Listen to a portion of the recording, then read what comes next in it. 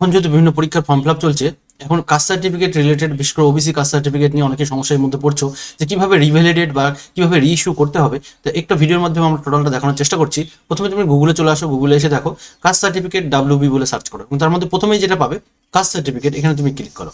এটা ক্লিক করলে প্রথমে তুমি এটা দেখতে পাবে, এবং একটা প্রথমে এই notice regarding new system of applying for OBC certificate বলে এখানে দেখো লিস্ট বলে একটা ব্লিঙ্ক করছে। এখানে তুমি ক্লিক করলে টোটাল যে নতুন লিস্টটা সেটা তুমি এখানে দেখতে পাবে, এই যে কুম্ভকার, কাপালি, নাপিত কারা কার মধ্যে রয়েছে, ঠিক আছে। ওবিসি এ এবং ওবিসি বি, কিছু ওবিসি এ থেকে ওবিসি বি হয়েছে এবং কিছু ওবিসি বি থেকে ওবিসি এ হয়েছে, এবং কিছু কিছু আছে তোমার টোটালটা আগে যেমন ছিল তেমনই আছে। টোটালটাই কারা কারা এরকম রিভ্যালিডেশন করতে পারবে তার টোটাল লিস্টটা কিন্তু এখানে আমরা দেওয়া আছে। নেক্সট চলে আসো, আমাদের যেটা অ্যাপ্লাই করতে হবে এটা তুমি কেটে দাও এখানে কোনা থেকে কেটে দিয়ে দেখো এখানে দেখো ওবিসি বলে একটা সেকশন আছে। ওবিসির মধ্যে প্রথমে আছে অ্যাপ্লাই ফর ফ্রেশ ওবিসি অবলিক দিয়ে স্টেট ওবিসি এনসিএল, ঠিক আছে। এখানে ক্লিক করলে তুমি দেখতে পাবে যে do you have any digitalized caste certificate, তুমি এখানে ইয়েস করে দাও। ইয়েস করলে দেখো এখানে কাস্ট সার্টিফিকেট নাম্বারে আমি এখানে শো করে দিচ্ছি। এখানে দেখো তুমি দেখতে পাবে এই কোনায় কাস্ট সার্টিফিকেট নাম্বারটা তুমি এখানে পুট করে দাও, এবং এখানে ডেট অফ ইস্যু দেখো ডান দিকে তোমার ডেট অফ ইস্যুটা লেখা আছে, ওখান থেকে তুমি বসিয়ে দাও এখানটায়। আচ্ছা, দিয়ে এখানে ভেরিফাই করো। এখানে ভেরিফাই করলে তোমার এখানে ডিটেলসটা তোমার এখানে শো করবে। ভেরিফাই করলে তোমার এখানে ডিটেলসটা শো করবে এখানে, ঠিক আছে। আচ্ছা, অ্যাপ্লিকেন্ট টু, এখানে প্রত্যেকের নাম এখানে শো করবে, যে স্টেট দেখাবে, ডিস্ট্রিক্ট ওখানে তো অলরেডি চলে আসবে, সাব ডিভিশন এখানে শো করবে, ব্লকটা তোমাকে চুজ করে নিতে হবে তোমার কোন ব্লক, এবং গ্রাম পঞ্চায়েত কোনটা সেটা তোমাকে কিন্তু গ্রাম পঞ্চায়েত ওয়ার্ডটা চুজ করে নিতে হবে। অ্যাপ্লাই ফর ওবিসি, এখানে অটোমেটিক চলে আসবে যে ওবিসি এ না ওবিসি বি। আচ্ছা, এখানে ট্রাইবও চলে আসবে, ঠিক আছে। কাস্ট, ট্রাইব বা কমিউনিটি তোমার কোনটা এখানে চলে আসবে। নেম এখানে অটোমেটিক থাকবে, নেম, ফাদার নেম। মোবাইল নাম্বারটা এখানে যদিও স্টার মারা নেই, হ্যাঁ ম্যান্ডেটরি না, তবুও এখানে তুমি মোবাইল নাম্বার এবং এখানে তোমার ইমেল আইডি পুট করে দাও, ঠিক আছে। নেক্সট চলে আসো নিচের দিকে, যে document required at least one epic number, তোমার ভোটার কার্ড নাম্বারটা তুমি এখানে দিয়ে দেবে। ভোটার কার্ডের নাম্বার সাথে এখানে দেখো যে কোনো একটা বলেছে তুমি সবগুলোই দিয়ে দাও, ঠিক আছে। এখানে বলছে আধার কার্ড নাম্বারটা তুমি এখানে দিয়ে দাও, 12 ডিজিটের যে আধার কার্ড নাম্বার আছে তুমি এখানে পুট করে দাও, এবং সাথে দেখো সি নম্বরে আছে যে সিলেক্ট ক্যাটাগরি, এখানে তুমি তোমার যে রেশন কার্ড কোন ক্যাটাগরির মধ্যে পড়ছে তুমি সেটাকে কিন্তু চুজ করো, এবং ক্যাটাগরি তোমার এখানে দেখো খাদ্য সাথী নাম্বার, তোমার যে রেশন কার্ড সেই রেশন কার্ডের যে নাম্বারটা তুমি এখানে সেটা পুট করে দেবে, ঠিক আছে। নেক্সট চলে আসো নিচের দিকে ডেট অফ বার্থ, তুমি ড্রপ ডাউন বক্স থেকে তুমি এখানে ডেট অফ বার্থ তুমি এখানে চুজ করে নেবে। নেক্সট চলে আসো এখানে প্রেজেন্ট অ্যাড্রেস, তো অটোমেটিক ওয়েস্ট বেঙ্গলই থাকবে। ডিস্ট্রিক্ট, এখানে দেখো সমস্ত ডিস্ট্রিক্টের নাম লেখা আছে, তোমার যে ডিস্ট্রিক্ট তুমি সেই ডিস্ট্রিক্টে পুট করে দেবে। আচ্ছা, পুলিশ স্টেশন এখানে শো করবে, তুমি ডিস্ট্রিক্ট চুজ করলে অটোমেটিক এখানে পুলিশ স্টেশনগুলো চলে আসবে নিচে নিচে। এখানে তুমি লিখে দেবে গ্রাম পঞ্চায়েত যেটা সেটা তোমার গ্রাম পঞ্চায়েত বা ওয়ার্ড যেটা হচ্ছে সেটা তুমি এখানে লিখে দেবে, ভিলেজ বা টাউন যেটা সেটা হবে তুমি এখানে টাইপ করে লিখে দেবে, ঠিক আছে। নেক্সট চলে আসো পোস্ট অফিস, যেটা পোস্ট অফিস তুমি এখানে টাইপ করবে, এবং তার যে পিন নাম্বার সেটা তুমি এখানে কিন্তু লিখে দেবে। নেক্সট চলে আসো ন্যাশনালিটি, ইন্ডিয়ান, ভারতীয় তুমি অবশ্যই, এবং রিলিজিয়ান কি তোমার হিন্দু, জৈন বা তোমার খ্রিস্টান বা তোমার হচ্ছে বুদ্ধিস্ট বা মুসলিম, সেগুলো কিন্তু সমস্ত কিছু এখানে লেখা আছে, তুমি এখান থেকে মানে চুজ করে নিতে পারো। নেক্সট হলো সেখানে যে জেন্ডার, মেল ফিমেল ট্রান্সজেন্ডার যেটা হবে তোমার পক্ষে তুমি সেটা এটা চুজ করে নেবে। নেক্সট হলো ইনকাম সার্টিফিকেট, তুমি যে ভিডিও থেকে যে বাবার ইনকাম সার্টিফিকেট যেটা তুলেছিলে গার্ডিয়ানের, সেখানটা তুমি এখানে চুজ করে 100 কপির মধ্যে এটা দেওয়ার চেষ্টা করবে, ঠিক আছে। এখানে তুমি এখানে আপলোড করে দেবে। নেক্সট হলো অ্যাপ্লিকেন্ট ফটোগ্রাফ, এটা রিসেন্ট কালার ফটোগ্রাফ একটা ভালো দেখে তুলবে, সেটা তুমি এখানটায় 100 কপির মধ্যে এখানে তুমি কিন্তু আপলোড করে দেবে। নেক্সট হলো এ প্যারেন্ট সার্ভিস ডিটেলস এখানে আছে, ফাদার এবং মাদারের, যে ফাদার কোনো কোথায় মানে চাকরি বাকরি করে, যে কনস্টিটিউশনাল পোস্টে কোনো চাকরি করে কিনা, বা সেন্ট্রাল গভর্নমেন্ট বা স্টেট গভর্নমেন্ট বা ইকুইভ্যালেন্ট কোনো কম্পারেবল টু গভর্নমেন্ট সার্ভিস যেগুলো আছে সেগুলো তুমি পিএসইউ যেগুলো আছে পাবলিক সেক্টর ইউনিট, সেগুলো কোনো চাকরি বাকরি করে কিনা সেগুলো তুমি এখান থেকে চুজ করে দিতে পারো। যদি কোনো চাকরি না করে তাহলে তুমি এখানে নান করে দাও, আর এখানে টাইপ অফ অর্গানাইজেশন মাদার কোথায় চাকরি করে সেটা তুমি এখানে দিতে পারো, আর যদি কোনো চাকরি না করে হাউস ওয়াইফ হয় তাহলে তুমি এখানে নান দিয়ে দাও। নেক্সট হলো নিচের দিকে যে কোনো বাড়ি তোমার কতটা জমি আছে, মানে ল্যান্ড কতটা আছে তোমার বাবা মা বা তোমার যারা ছোট আছে তাদের কত, তাদের নামে কোনো এগ্রিকালচারাল কোনো জমি আছে কিনা তুমি এখানে তাহলে সেটা লিখে দিতে পারো, যদি না থাকে তুমি যার দরকার নেই তাহলে। আচ্ছা, ইনকাম বা ওয়েলথ অফ ফাদার, বাবার কোনো সম্পত্তির যে ডিটেলস সেটা তুমি লিখতে পারো, বিশেষ করে বাবার যে বছরে যে কত ইনকাম করে সেই পরিমাণটা তুমি এখানে কিন্তু দিতে পারো, যে বাবা কত ইনকাম করে বছরে, যেটা তুমি ভিডিও থেকে যে ইনকাম সার্টিফিকেট তুলেছিলে, তুমি ধরো 10,000 করে যদি তোলো তাহলে 1,20,000 দেবে, ঠিক আছে।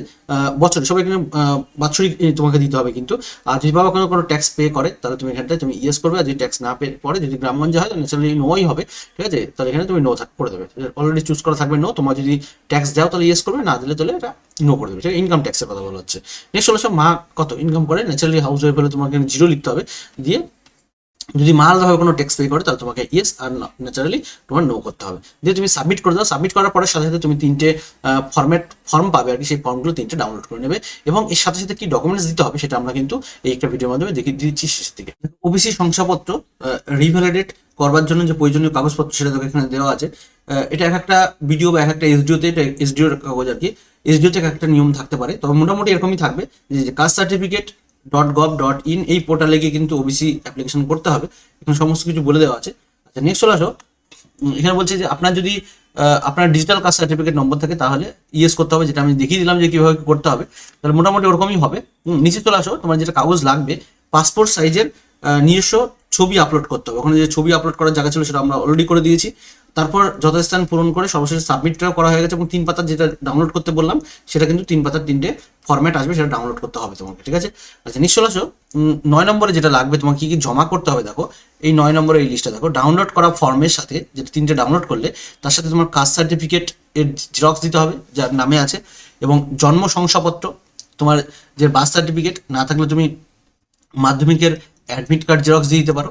আচ্ছা, নেক্সট চলে আসো, পুরোনো কাস্ট সার্টিফিকেট যেটা আছে তার জেরক্স দেবে, ভোটার কার্ড তোমার এবং তার আধার কার্ড দেবে, বাবা মার ভোটার কার্ড দিয়ে দেবে, বাবা মার বিশেষ করে ইনকাম সার্টিফিকেট যেটা।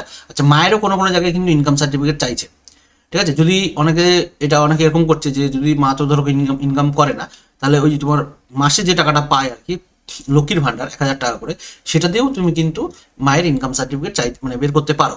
আর যদি সেটাও যদি না পাই তাহলে তুমি একটা মায়ের সেলফ ডিক্লারেশন, হাতে লেখা সেলফ ডিক্লারেশন একটা ফরম্যাট তুমি কিন্তু লিখে দিতে পারো, ঠিক আছে, যে মা কোনো ইনকাম করে না এবং সেটা মা টোটালটাই বাবার পর ডিপেন্ডেন্ট, ঠিক আছে।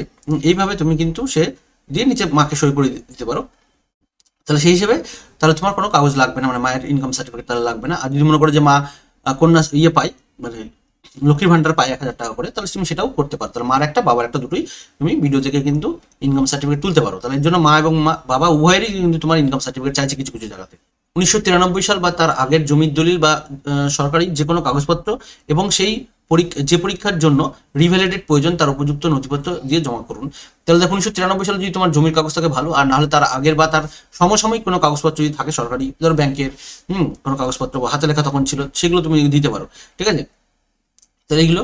আচ্ছা, এর সাথে অবশ্যই এসডিও সাহেবকে করে একটা তোমাকে অ্যাপ্লিকেশন করতে হবে, ঠিক আছে, টু দ্য এসডিও, এইভাবে তোমাকে লিখে তোমার ডিটেলসটা তুমি লিখতে হবে যে কেন তুমি করতে চাইছো সেটা, এবং তুমি যে চাকরির জন্য ফর্ম ফিল আপ করতে চাইছো সেই চাকরির কিন্তু তোমার নোটিফিকেশনটা 2-4 পেজ, প্রথম 2-4 পেজ তুমি দিয়ে দেবে। এবং তোকে এটা নতুন অ্যাড করেছে 2002 সালের ভোটার লিস্টটা দিতে বলেছে, ঠিক আছে। তাহলে এগুলো তুমি অ্যাপ্লাই করে দাও।